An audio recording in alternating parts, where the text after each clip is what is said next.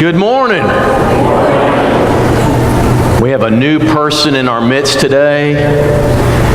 I got to go to NEA floor number 3. There was a lady who comes over from Kennett because Kennett no longer has their hospital. I knew who she was. She doesn't go to church at Kennett, but I knew who she was, and I said, she let me in. First of all, she let me into where the babies are, and she said, "Who are you here to see?" I said, "I'm here to see the golden child." And she said, "What?" "Oh, you know who I mean, the golden child. What room number is it?" "Oh, 22. They knew already how great Boone was. And he's here. Be sure to introduce yourself to him and let him get used to seeing your face. That's a great experience, great thing that we got to experience as a whole church. It's exciting for all of us. I want to say a special thanks to people who helped pull off the college encounter, What Now, from last week. Is it What Now or Now What? Sorry, Now What? I get those two confused. Anyway, that was an amazing event, and there's no way to pull off something like that without a lot of help, and we had a lot of great college people here. It was one of those high points for us, and for everyone, I won't even try names, everyone who helped pull that off, grateful for that. And for the college students, the emphasis doesn't let up. Tonight, I think at 6 o'clock, you're going to be at Paul's house for a devotional at his house. Also, Tuesday night is the return of Taco Tuesday, so come on out to Furby's house. We have somebody special, a member of the congregation that you need to meet, and he's going to do a demonstration of what he does. You will not want to miss it. It's going to be a lot of fun. So we're going to eat and have an interview with this person, so you don't want to miss that on Tuesday. But I also got to say this, and Michael doesn't get up very often, so I'm going to make him get up. So Michael, make your way here. He's going to tell you why, if you're 55 and older, and let me just give you a hint, we are not going to check your birth certificate. If you're 55 and over, you're invited to the Heritage Banquet right after morning services next Sunday. It's kind of popped up on us sort of, but these young people are ready to entertain you. And why should you come? Michael's going to tell you. I was actually going to do this at the end of services, but the Heritage Banquet, we are inviting anybody that's 55 and older. Again, we're not going to, well, Spencer says we're not going to check birth certificates, but I'm going to have them, you have to bring them to the door. No, I'm just kidding. Okay, our kids are ready to entertain you. Our theme for this year is Thank You for the Music. We are basing it all around music from the 60s and 70s. We have some extremely talented kids in our youth group that want to perform for you and do some familiar songs and some familiar comedic acts and tell some jokes and do some fun stuff like that. There may be one or two more recent songs, but we would love for you to be there. That is September 9th. That is a week from today. Also, kids, if you are planning to participate in that, and if you've told me we are having a practice right after services this morning, there's going to be food provided, so we would love to have you there. And I guess that's it. So, how many now are more prone to come? Something's wrong with you if that doesn't make you want to be there. Anyway, we're in Matthew chapter 8. So if you're making your way to Matthew chapter 8, they're very good reading. Jesus loves me, this I know, for the Bible tells me so. Little ones to him belong. They are weak, but he is strong. Yes, Jesus loves me. Yes, Jesus loves me. Yes, Jesus loves me. The Bible tells me so. What in the world, what is it that we are trying to accomplish here at Valley View? What are you trying to accomplish in your participation at Valley View? That's a question everybody has to ask about every relationship and role in their life. If you don't know the answer to that, it's going to cause you to do some confusing things. You'll say yes to things you should say no to. If you keep it clear in your head, there might be some people go, "Why did you do that?" But you know full well why you did it, because you have an accomplishment that you're looking for. Let me give you an example, like parenting. Parenting, at least tell me, I need a nod of heads on this, at least tell me this is true. Our parents, as parents, our job is to raise and train our young people to be self-disciplined so that when they get older, they participate in culture constructively and do something good for the world, right? That's right. Now, what that means sometimes is there are moments when you need to tell them no, and there are moments when you need to discipline them so that they learn to discipline themselves. Is that correct? Now, there's a lot of people who think, you know what, I love them too much to do that. I love them too much to be an authority behind them. I want to be their best friend. Well, what happens if you do that is they're 32-year-old living in your basement playing video games all day, and you're still telling them they're the center of the world. That's what happens when you do that. Somewhere the goal got offset, right? Or maybe think marriage for a minute. Let's say you're one of those people who say, my goal in life is to save every penny I ever earn and be rich at the end of life. So you get married and your goal is still, I'm going to save every penny to live as frugally as I can to be rich at the end of life. And you do. When you do that, you won't take your wife ever to a nice, expensive restaurant. Because you're sitting there the whole time thinking, this is $60 more than McDonald's. And I could have saved if I'd just gone to McDonald's. I can't do that anymore. Or that wonderful thing you want to do for her, that extravagant, irresponsible thing you want to do for her, like get all those balloons and roses and fill her car with them and just let her know how much that's too expensive. Save that money. You get to be 70, 72, and you're rich, but your wife can't stand you. You've gotten somewhere off track with what you want to accomplish. Well, Jesus does something very outlandish and something that makes no sense to any of us in Matthew chapter 8, and I want to know why. I want to know why he does this. And this is no isolated event. Jesus does this a lot, but the Sermon on the Mount is over. It ended in chapter 7, Matthew 5, 6, and 7. And he mesmerized these people with not only what he said, but how he said it. He taught as one who had authority. And it says at the end of 7, they were amazed at his teaching, and they followed him because they wanted to hear what he had to say.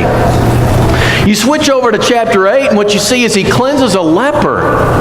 And there's something exciting about seeing a guy who can make somebody who's unwell well in an instant. And then the centurion comes, and we know the story. We talked about this last Sunday afternoon. He asked for a servant to be healed, and in a word, without even going to the servant, he heals that servant. And then you see a whole bunch of them. He goes to Peter's house, and his mother-in-law is lying sick with a fever. I've always wondered if Peter was all that amazed about him healing his mother-in-law. But he touches her, the fever leaves her. She rises up and serves him. And that evening it says in verse 18, they brought to him all those oppressed by demons, and he cast out the spirits with a word and healed everybody who was sick. This is exciting stuff. This is stuff that just really gets a following of people, which explains verse 19. Now when Jesus saw a crowd around him, Jesus has people around him. They're coming out of the woodwork to follow him. The excitement and the eagerness and the enthusiasm and the energy was something you could feel. These people were gathered around him with anticipation. His MO was pretty clear. Let's heal some people. Let's do some amazing things and get attention, and then let's teach them. And he turns around, and here's this crowd. His movement started. Jesus has a group of people who are absolutely thrilled to be there. And then comes the next line. He gave orders to go to the other side, meaning of the lake. He's going to leave now. He has got a bunch of people standing in front of him, eager, eating out of his hand, and he gets in a boat and he leaves. You get this excitement build, you get this frenzy going, you got this success happening, and then you go AWOL. How in the world do you explain this? Jesus is not unused to this. There was a time Mark describes when all these people were coming to the door of the house where he was staying, and they were knocking on the door at 7 a.m. 7 a.m. there's a line of people forming to see Jesus. They want his touch. They want his healing. And they go looking for Jesus, and they can't find him. He's nowhere in the house. He's nowhere around the house or in the houses nearby. They go out in a field back behind the house, and they find him meditating. He got up really early, and he went off by himself. And they said, Jesus, ta-ta-ta-ta, get into that because the popularity is growing. People are here to see you. Come on, let's heal some more. And Jesus says, no, I'll leave them there. Let's leave them there and go to a nearby village. I need to preach there too. Now there's how you put a wet blanket on an exciting start to a ministry. There are times Jesus did this. At times it says there were many thousands of people who followed Jesus. And there was one time, for instance, that he fed these 5,000 people, and they were all excited, and they were going to make him king, and they were going to do a coup attempt on the Roman Empire, and they're going to take Jesus and make him king by force. And he sends the disciples away, and he scatters the people, and he says, no, no more of this. He gets this thing going. The momentum is just incredibly intense, and then, boom, he leaves. Why would he do that? Would we do that? Would we get excited? We have a crowd of hundreds and hundreds of people coming to church with us, and then we just, well, let's just do something that offends half of them. No reason at all. Take note of this. Crowds following and the big numbers aren't all that impressive to Jesus. Tuck that away for a minute. His highest goal is not to get the greatest number of people. Jesus had to keep his primary purpose primary because it's so easy to get distracted by the excitement of the lesser things. That crowd and that anticipation can be intoxicating. It could have been to Jesus, and it can be to us. And sometimes, in order to keep the things going that are exciting like that, we kind of keep the teaching of the gospel kind of back behind our back somewhere. If we break out the teaching and we actually have a sermon or a teaching on something, people won't be near as excited about that. So let's keep that kind of in our back pocket, and let's keep the excitement rolling just for that sake. Well, as Jesus is doing this, as he's about to go over, there's two people come up to him. So join me again, verse 18. Verse 19, a scribe came up to him and said, "Teacher." And in Matthew, the only people who call him teacher are people who are outside the disciples. These are people who are not the true followers. Because Jesus is a teacher, that's accurate, but it's not adequate. He's more than that. It says, "Teacher, I'm going to follow you wherever you go." Now this sounds wonderful. Here's a guy who says, thick and thin, wherever you go, I'm going to be with you. I'm here for the long haul. And he says to him, as if ignoring him, at this point, if I'm a press secretary, I put Jesus in the boat and I speak for him because he just seems curt. Foxes have holes, birds of the air have nests, the Son of Man has nowhere to lay his head. And what that means is if you're going to follow him, you won't either. That's nothing to say to somebody who's volunteering in the committee to be a disciple. That's not something you say if you want him to continue following. And then the next guy says, another disciple said, "Lord, let me first go bury my father." His father's not dead. His father's growing old. I've got a family responsibility, so I'm going to go back and stay with my family until my responsibility is over. Then I'll come back and follow you at a more convenient time. And Jesus says to him, "Follow me and let the dead bury their own dead." Forget that responsibility. You got to make me a primary priority. Both of these candidates either went back into the crowd or more likely now went home. He lost them. There's no way to grow a movement and a wave of momentum when Jesus is doing stuff like this, when he breaks out this discipleship discussion and sends people home. But he's keeping the primary purpose primary. In Jesus, there's two phases to his ministry. And by the way, this is what he commends to us too. Number one, there's the amaze phase. The amaze phase is when I do something that gets attention, draws people in. I've got to have people to preach and teach to, right? And so I've got to have some people. And to get people, I've got to get their attention. And that's what the amaze phase is for. Jesus does a lot of amaze phase stuff. He heals the sick, and he drives out demons, and he feeds people. He does amazing things to get attention. It demonstrates the gospel, and it gets you potential followers. Here's how we get the crowd. We amaze them with something we do that demonstrates service and love for people. And then phase number two is the teaching phase. Once you get their attention, you need to teach them something. We do not go for people's attention just for the sake of having their attention. We must tell them something. If we get their attention with amaze stuff, but we never tell them anything, we've aborted the mission. It's not who we are.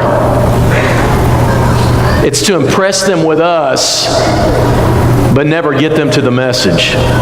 There has to be an effort to get their attention, yes, but then once you've got it, you need to do something with it. So let me make some observations about this.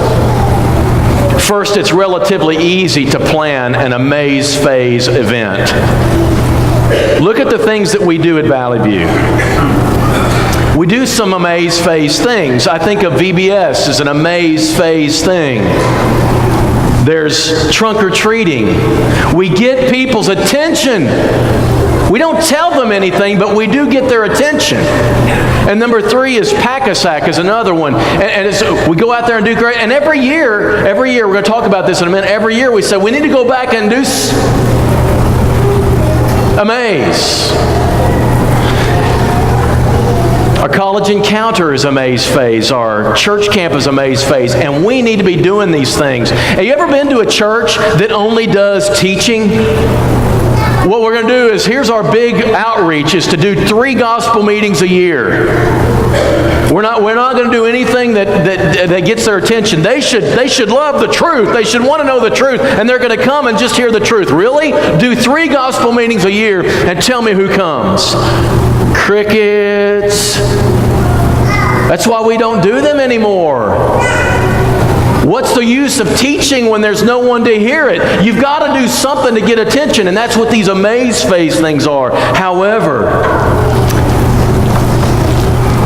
you cannot leave them at Amaze. There are many people who were amazed at Jesus and His ministry, and guys, amazed by Jesus doesn't mean saved by Jesus. It doesn't. It just means you respect or appreciate something He did, but it doesn't get you to the level of being a disciple of His. It is relatively easy to plan things in the Amaze Phase, and the Amaze Phase is always larger than the teaching phase. There will always be more people who come to the Amaze than to the teaching. There always will be. And in fact, it's easier to get people to help with the Amaze Phase stuff. This is why we get people to do VBS, but when it comes to teaching each quarter, we're begging. Amaze, teach, amaze, teach, amaze, teach. It's easier, and it's easier to get people to come. They'll come to an event, but they won't come to that ongoing stuff without some other reason. To move from the Amaze Phase to the teaching phase, you're going to lose some people. Jesus did this and experienced it, and He whittled the crowds down because He started teaching and expecting them to absorb what He said. So you got the gospel meeting example, which we don't hardly do anymore because nobody comes. And then you got the Bible class. That's a teaching phase. But then we started deciding the way you do this is you keep them together. You want to get a group, well then you got to do a little bit of Amaze and a little bit of a teaching. And that's where we started having meals with the stuff we do. Or after this event, we're going to go out and do something like, I don't know, do some. It allows people to come and have both. But here's the danger of that, is that we often don't get around to the teaching at all. We're afraid to mix both of them together at once. It feels a little bit like manipulation or a string attached. I'll give you an example. Michael's doing this great thing. This is considered the trailer for this. It's called a work camp. He's done it at other places, and there are other groups that do this. And Jonesboro and Paragould are going to get together and do this. We're going to find houses that need some work done on these houses for the owners who just on their own can't do them. And so we figure out what those houses are, and we get youth groups to come in, some adult volunteers to come in. We get all the supplies together, and we send those kids out to these houses. We do this work. This is an Amaze Phase activity. It gets attention. As we were sitting at this room planning this, the preacher at 7th and Moeller, I love him dearly, Jeremy, says, I really believe that sometime while we're working on the house, somebody needs to be in the house. Somebody needs to be in the house sharing something about the gospel with these people. My initial reaction is, now hold it just a minute. That feels like we're manipulating them. So it feels like we're putting strings on this. But then as you think about this, why not? Do you think these people need a coat of paint more than they need the gospel? You reckon? I think we're reaching a time in the history of the church where that's going to be debated. It shouldn't be debated because the identity of the church is if we never get around to teaching, then we're doing a carnival. We're not doing church. We're doing fun and games. We're not doing discipleship. And that's what we're called to do. When his last word for us is go out and make disciples, not go out and make people amazed. It's make them disciples. How are you ever going to do that when we're constantly amazing but never teaching? We're never getting to that point where we reach down and say, you know what? There's more to this than potlucks and fun stuff. There's more to this. Which explains when these two people come forward and he has to say something. I don't think in the amaze phase you necessarily have to teach discipleship, but you do have to teach it sometime. You do have to tell them the truth. You do have to make them realize there's more to this Christian stuff than this perpetual fun, which isn't necessarily fun, it's work too. The amaze phase is insufficient by itself. It's just not enough. These followers will tell you this. This first follower comes up and he says to him, when he's about to make the move from out of the crowd, he's about to step out of the crowd and come to Jesus. Now here's how it worked. If you were a teacher in the first century, you would go out and teach and these people would listen to you, and if they really liked you, they would come up and say, guess what? I choose you as my teacher. And the teacher is supposed to go, well, that's just wonderful. And so you choose me as your teacher, which means when I have 40 in my class and Paul Wallace has 2, it tells you who's the better teacher. Because all these students want me as their teacher and only 2 of them want Paul.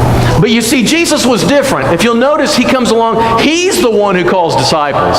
He's the one who picks the 12 and says, come follow me. He doesn't wait for people to come to him, and he's not really impressed when they do. Here's a guy who's been in the amaze phase. He's been impressed with the healings and the demon possessions and the teaching moments. He's impressed with all that and said, Jesus, I'll follow you wherever you go. I'll be yours. I've chosen you. And Jesus says, you cannot choose discipleship from out of the amaze phase alone.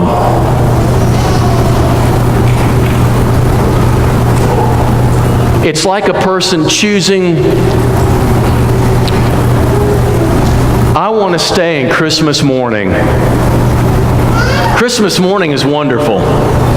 You cannot stay there. You can't afford it. You know what I'm saying?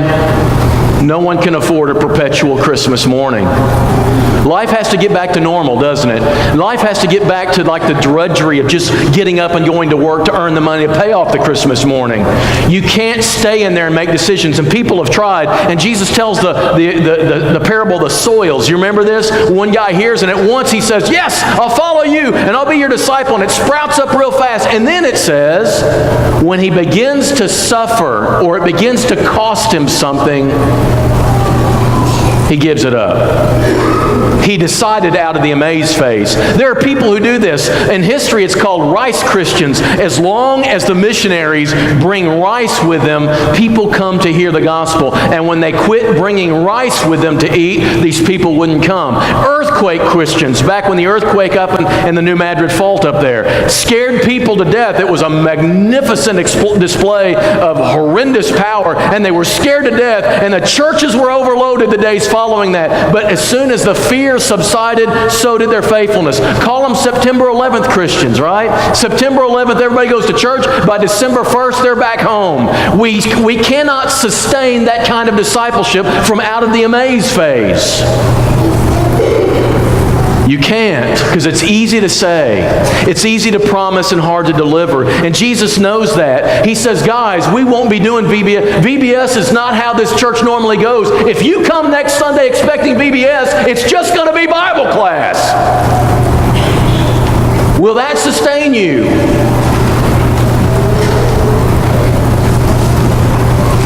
We're not going to have a potluck every Sunday.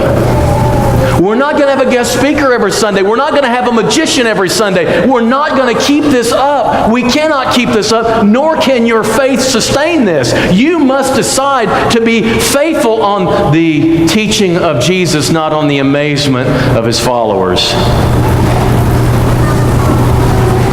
And our faith has to be deeper than the next special event. Now, I'm not saying in the amaze phase you teach hard discipleship lessons, but we've got to teach them sometime. This other guy comes and says, I got to bury my father. In other words, I've got some family responsibilities. And Jesus says, if you're waiting until your commitment to me can fit into your life, you'll be waiting forever. Because the lordship of Christ means the commitment to Him rises above everything else. You're going to come and you're going to say to me, well, we can't be there Sunday because we made a commitment to our team. And we make a commitment to our team when a game is scheduled, we got to be there. I understand that. I agree with you, except one thing. Your commitment to Jesus rises above every other commitment you make, including your marriage.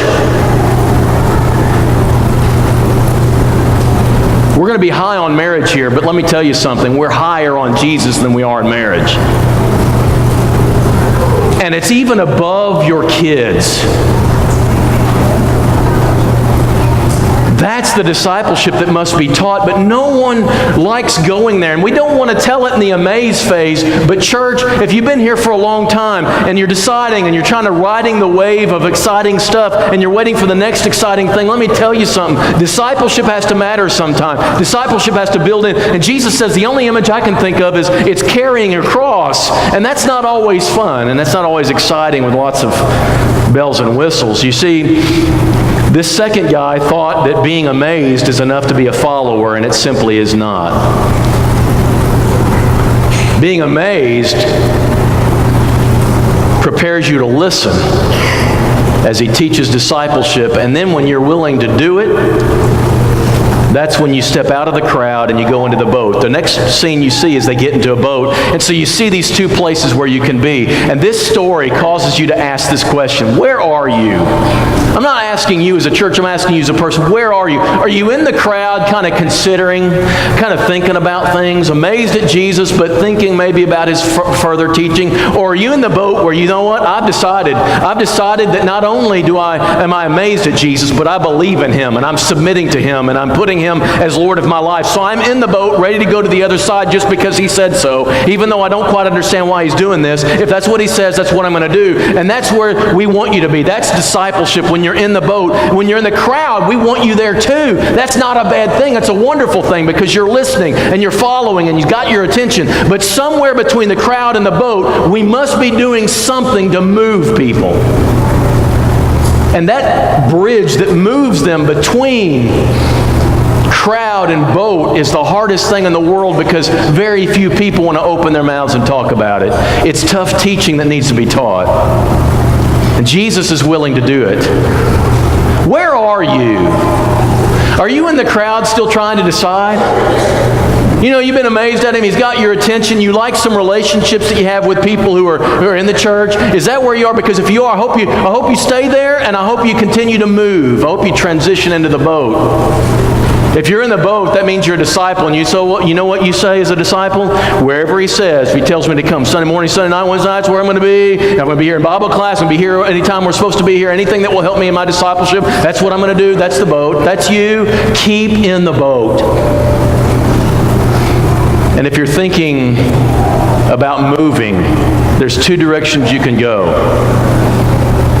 You can keep hearing and say that's too tough and go back home, or you can move closer to the boat. That's what we hope for you. As a church, let me say this, because I think as a church we need to say this. This is the most active church I've ever been a part of. Every Monday I'm going, just like that. What more can we do, right? We do a lot of amaze phase things, and we need to. Those who don't like that and think we just need to teach, no, we need to do amaze phase stuff. But those of you who love amaze phase, we got to teach some too. We got to take them somewhere. We got to tell them something. So I say to the college students, we're going to do whatever we can to bring you in from the crowd, but we're going to tell you when you get here, there's some discipleship stuff we got to talk about. We're not willing to just have you. We have you to share Jesus with you. That's what you're here for. I say that to our young people. I want you to have fun. I want the youth group to be fun, but I want it to be more than that. I want you to be amazed with Jesus, and then I want you to commit to Jesus, and I want you to live the rest of your life for Jesus. And we'll settle for nothing less, right? This is a church, make sure that we pay attention to both. And this morning, if you're in the crowd for whatever reason, you've just not made that move to the boat yet, I'm asking, what in the world are you waiting for? We're not going to soften anything up and just say, it's no big deal, just keep coming and keep doing the amazing thing, because amaze is not going to save you, but you already know what's demanded of you. The whole thing is at the initial. When you decide, I'm going to get in that boat, what it means is you got to submit to the Lordship of Christ, and you got to unite with Him in His death, burial, and resurrection and baptism. And that is a posture that's supposed to be sustained throughout all of life. I'm going to join Him in everything. Whatever He says to do, that's what I'll do. And if you're part of the crowd for a long period of time, the question is, what in the world's keeping you from jumping in the boat? Make the move. Move from the crowd who's amazed to the boat who's with. This morning may be a perfect time for you to make that move, and we stand ready to receive you as we stand and as we sing. I am mine.